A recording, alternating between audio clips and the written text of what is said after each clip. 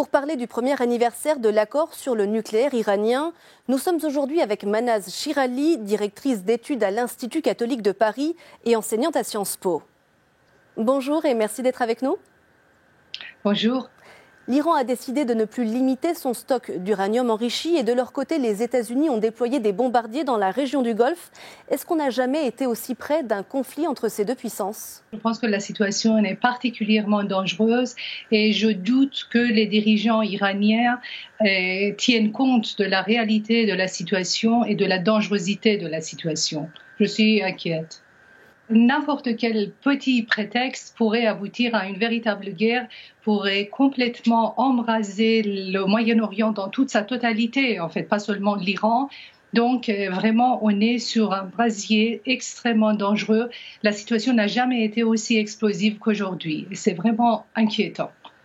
Le durcissement des sanctions américaines pour tenter d'étouffer l'économie iranienne a-t-il été efficace, selon vous, ou au contraire contre-productif ? Je dirais que les sanctions américaines étaient particulièrement efficaces parce que les post-Iran, les gardiens de la révolution, n'ont pas les ressources nécessaires, les ressources financières nécessaires pour alimenter les guerres. Et là, vraiment, ils ont été complètement paralysés, il faut reconnaître. En revanche, je pense que sur le plan intérieur, la situation est catastrophique pour les Iraniens, la cherté de la vie. Donc, de ce point de vue, les Iraniens souffrent, évidemment.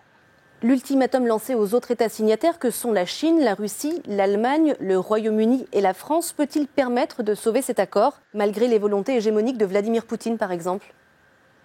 Écoutez, je pense que l'accord n'a pas beaucoup de chance devant lui parce que l'acteur principal de cet accord, c'était les Américains.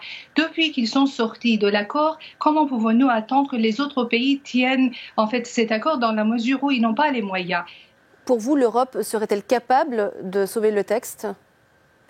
Je pense pas. Non, je pense pas. D'ailleurs, je me demande si c'est souhaitable parce que le soutien que l'Europe manifeste envers la République islamique n'est pas véritablement bénéfique pour les Iraniens parce que les Iraniens ne souhaitent pas que ce régime reste. On voit très clairement que leur souhait vraiment le plus prononcé, c'est que ce régime parte et qu'un régime calme, en bonne relation, en paix avec la communauté internationale, s'installe à sa place parce que les 10 dernières années ont montré que ce régime n'a absolument pas la capacité de réformer, de se calmer, d'entrer en bonne relation, dans des relations pacifiques avec la communauté internationale. Mais l'Europe prône le maintien d'un cadre multilatéral, contrairement à Donald Trump. Est-ce qu'elle peut vraiment se rallier à la position américaine ? Écoutez, je pense qu'il y a des questions de souhait et il y a des questions de la réalité. Je pense qu'on n'a pas beaucoup de choix maintenant.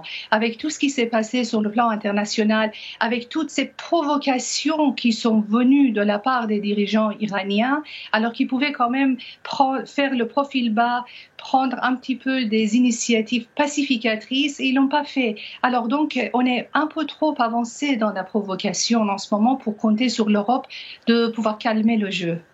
Merci Manaz Shirali d'avoir été avec nous. Merci à vous. Je rappelle que vous êtes directrice d'études à l'Institut catholique de Paris et enseignante à Sciences Po.